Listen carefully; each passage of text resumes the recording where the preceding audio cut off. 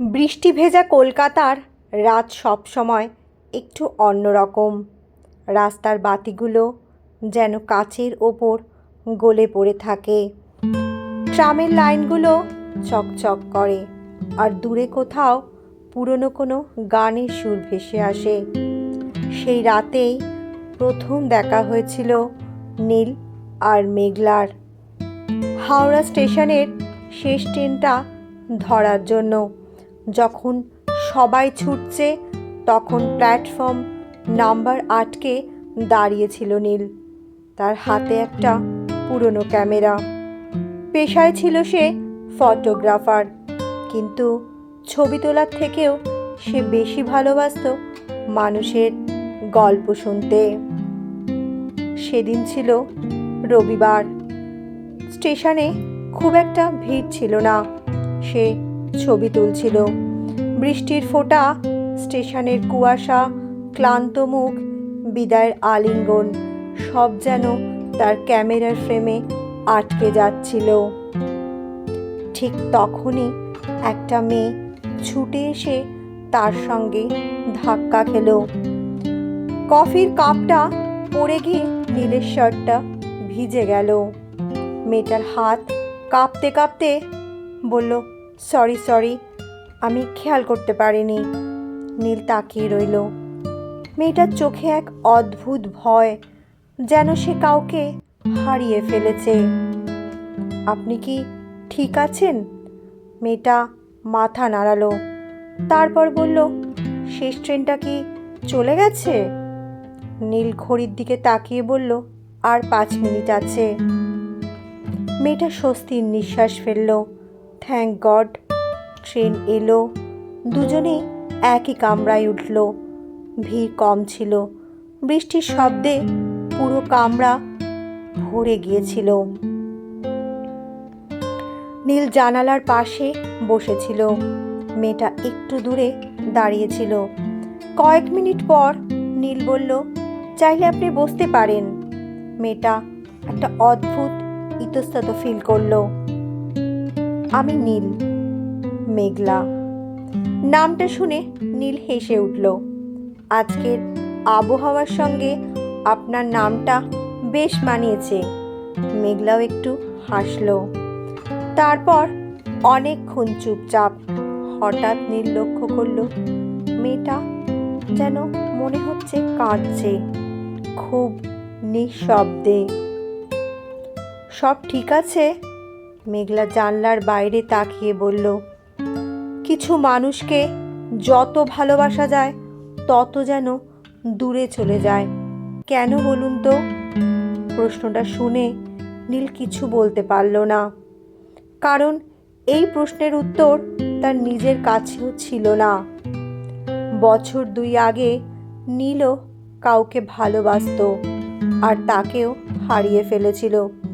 নাম ছিল ঐশী। সে হঠাৎ একদিন কোনো ব্যাখ্যা না করেই চলে গিয়েছে বিদেশে। তারপর আর কোনো যোগাযোগ নেই। সেদিনের পর থেকে নীল আর কাউকে জীবনে জায়গা দেয়নি। ট্রেন চলছিল, জানলার বাইরে বৃষ্টির ফোঁটা দৌড়চ্ছিল। মেঘলা বলল, আজ আমার বিয়ে হওয়ার কথা ছিল। নীল অবাক হয়ে তাকালো। তারপর? ছেলে অন্য কাউকে ভালোবাসতো, কিন্তু কাউকে বলতে পারেনি। শেষ মুহূর্তে আমি বিয়েটা ভেঙে দিই। নীল চুপ করে শুনছিল। সবাই ভাবছে আমি খারাপ মেয়ে, কিন্তু কাউকে কি জোর করে রাখা যায়? সেটা কি ঠিক, তাই না? নীল ধীরে বলল, না, হয় না। তারপর দুজনের মধ্যে অদ্ভুত এক নীরবতা তৈরি হলো। সেই নীরবতায় যেন এক অচেনা সম্পর্কের জন্ম নিল। এরপর প্রায় প্রতিদিনই দেখা হতে লাগলো তাদের।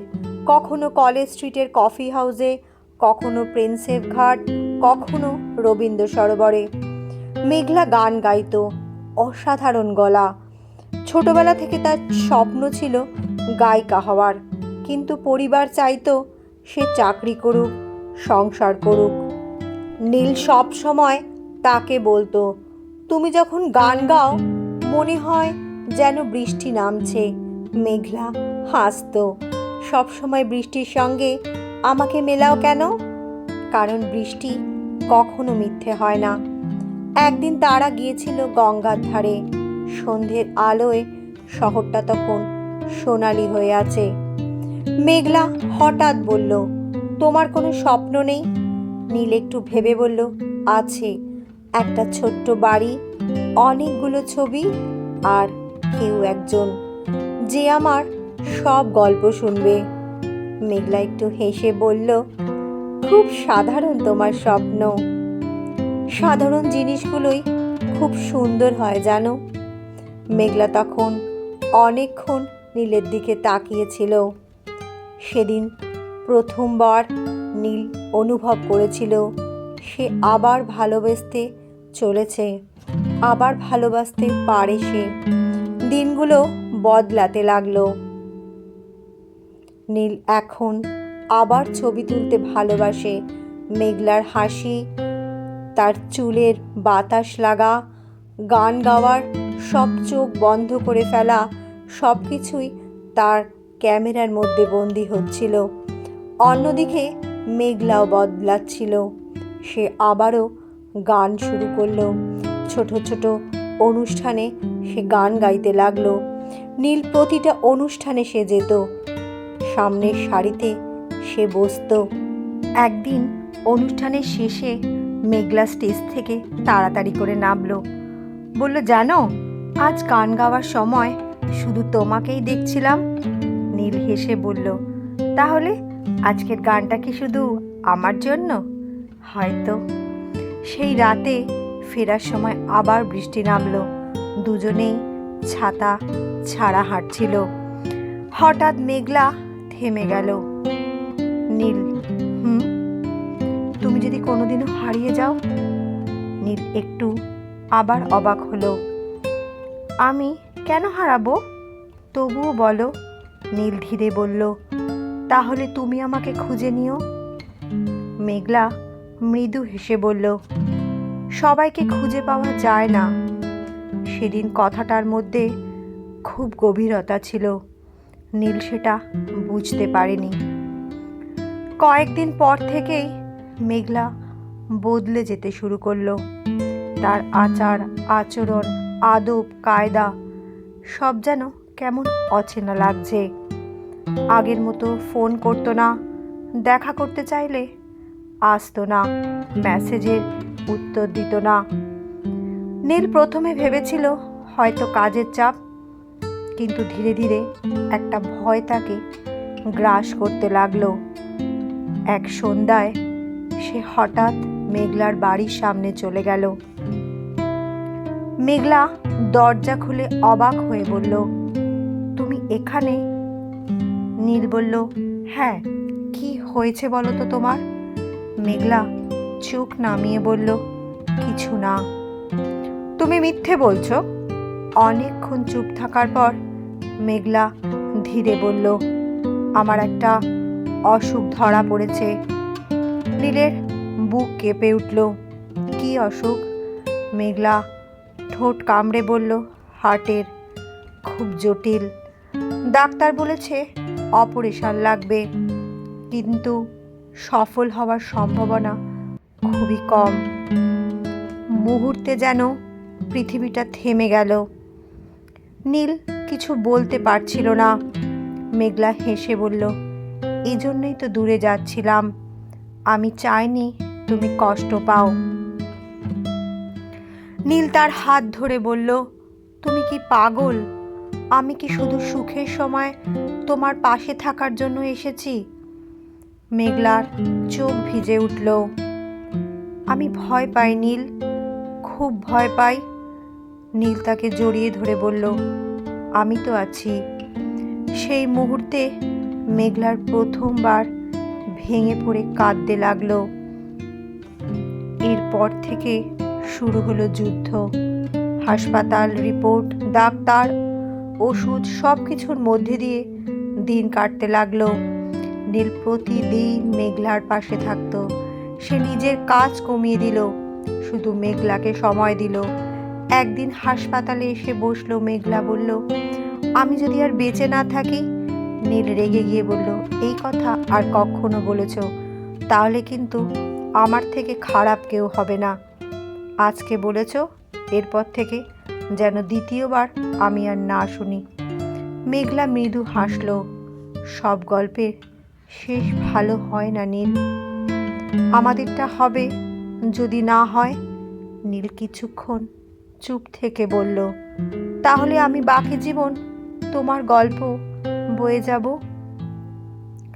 মেঘলার চোখ ভিজে উঠল।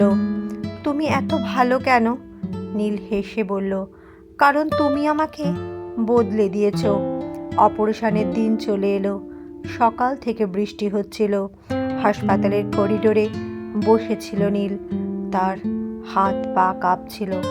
জীবনে প্রথমবার এত সাহস বোধহয় হয়েছিল নীলের। অপারেশন শুরু।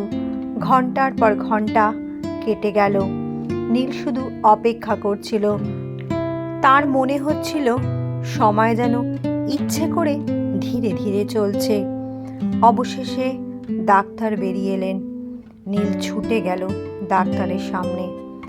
ডাক্তার ক্লান্ত গলায় বলল, অপারেশন সফল হয়েছে, তবে আগামী 48 ঘন্টা খুব গুরুত্বপূর্ণ। নীলের চোখে জল আর নীল আটকাতে পারল না। সে প্রথমবার বুঝল কাউকে হারানোর ভয় কতটা গভীর হতে পারে। দুদিন পর মেঘলার জ্ঞান ফিরল। চোখ খুলেই নীলকে সে দেখল আর বলল, তুমি আছো? নীল হেসে বলল, সব সময়। মেঘলা খুব আস্তে বলল, আমি একটা স্বপ্ন দেখছিলাম জানো নীল। কি স্বপ্ন? আমরা সমুদ্রের ধারে হাঁটছি আর তুমি ছবি তুলছ আর আমি গান গাইছি। নীল তার কপালে হাত রেখে বলল, স্বপ্নটা তো অবশ্যই সত্যি হবে। 6 মাস পর পুরীতে তারা সমুদ্রের ধারে হাঁটছিল। সূর্য ডুবে যাচ্ছিল। আকাশ কমলা গোলাপি রঙের হয়ে ভরে উঠছিল। আবার শুরু হলো তাদের একসাথে পথ চলা। মেঘলা খালি পায়ে বালির ওপর হাঁটছিল। নীল ক্যামেরা হাতে তার ছবি বন্দি করছিল।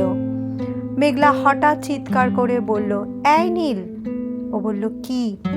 জানো, আমি এখন আর মৃত্যুকে ভয় পাই না। নীল অবাক হয়ে তাকালো। কেন?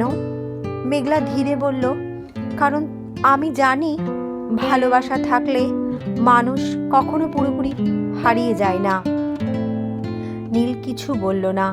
সে শুধু মেঘলার দিকে তাকিয়ে রইল। সমুদ্রের বাতাস মেয়েটার চুল একবারে এলোমেলো করে দিচ্ছিল। চোখে ছিল এক অদ্ভুত শান্তি। সেই মুহূর্তে নীল বুঝল, ভালোবাসা মানে শুধু কাউকে পাওয়া নয়। ভালোবাসা মানে কারোর ভয় কমিয়ে দেওয়া, কারোর অন্ধকারে ভালো থাকার আনন্দ দেওয়া। তার পথে পথ মিলিয়ে একসাথে চলা। 2 বছর পর কলকাতার এক ছোট্ট মিউজিক ক্যাফেতে অনুষ্ঠান হচ্ছিল। স্টেজে দাঁড়িয়ে সে গান গাইছিল। সামনের দেওয়ালে ঝোলানো ছিল অসংখ্য ছবি। সব ছবি তুলেছিল নীল। প্রতিটা ছবির নিচে ছোট্ট একটা লাইন লেখা ছিল, ভালোবাসা মানে শেষ ট্রেন মিস করা না। গান শেষে সবাই হাততালি দিল। মেঘলা স্টেজ থেকে নেমে নীলের পাশে এসে দাঁড়ালো। কেমন হলো? নীল বলল, প্রথম দিনের থেকেও সুন্দর। মেঘলা হেসে বলল, মিথ্যেবাদী, আমি শুধু প্রেমে পড়েছি। মেঘলা মাথা নিচু করে হাসল। তারপর খুব আস্তে আস্তে বলল, জানো, সেদিন যদি শেষ ট্রেনটা মিস না করতাম তাহলে হয়তো তোমার সাথে আর দেখা হতো না। নীল ধীরে ধীরে বলল, কিছু মানুষকে ভাগ্য নিজে হাতে আমাদের কাছে নিয়ে আসে। বাইরে আবার বৃষ্টি শুরু হচ্ছিল। মেঘলা জানলার বাইরে তাকিয়ে বলল, দেখো এখনই হয়তো বৃষ্টি নামবে। বলতে বলতে মুষলধারে বৃষ্টি। বৃষ্টি এখনও কি তোমার প্রিয়? নীল তার হাতে হাত রেখে বলল, হ্যাঁ, কারণ বৃষ্টি আমাকে তোমার কাছে এনেছিল। মেঘলা মৃদু হেসে মাথা রাখল নীলের কাঁধে। ক্যামেরার আলো, বাইরের বৃষ্টির শব্দ, দূরে কোথাও পুরনো রবীন্দ্রসঙ্গীত, সব মিলিয়ে সেই মুহূর্তটা যেন সময়ের বাইরে চলে গিয়েছিল। আর নীল মনে মনে ভাবছিল, জীবনে অনেক ট্রেন আসে যায়, অনেক মানুষ আসে, হারিয়েও যায়, কিন্তু কিছু কিছু মানুষ থাকে যারা আমাদের ভেতরের ভাঙা জায়গাগুলো জোড়া লাগিয়ে দেয়। মেঘলা ঠিক তেমনই একজন। শেষ ট্রেনের সেই বৃষ্টি ভেজা রাতে যে মেয়েটা কাঁদছিল, আজ সে হাসছে। আর সেই হাসির ভেতরেই নীল খুঁজে পেয়েছে তার পুরো পৃথিবী। সমুদ্রের ঢেউয়ের মতো ভালোবাসা বারবার ফিরে আসে, কখনো গান হয়ে, কখনো বৃষ্টি, কখনো বা কারোর হাতের ওপর হাত রেখে উষ্ণতা হয়ে। আর সত্যিকারের ভালোবাসা, সেটা কখনো শেষ হয় না। ধন্যবাদ বন্ধুরা। যদি আমার অডিও স্টোরিটা ভালো লেগে থাকে তাহলে অবশ্যই আমার চ্যানেলটা সাবস্ক্রাইব করে দেবেন। আর হ্যাঁ, লাইক শেয়ার করতে একেবারে ভুলবেন না। আপনাদের মতামত আমার কমেন্টসে লিখে জানাবেন। ধন্যবাদ। সবাই ভালো থাকবেন, সুস্থ থাকবেন। আবার একটা নতুন অডিও স্টোরি নিয়ে আপনাদের সামনে হাজির হব মন ছুঁয়ে গল্প চ্যানেলে। ধন্যবাদ।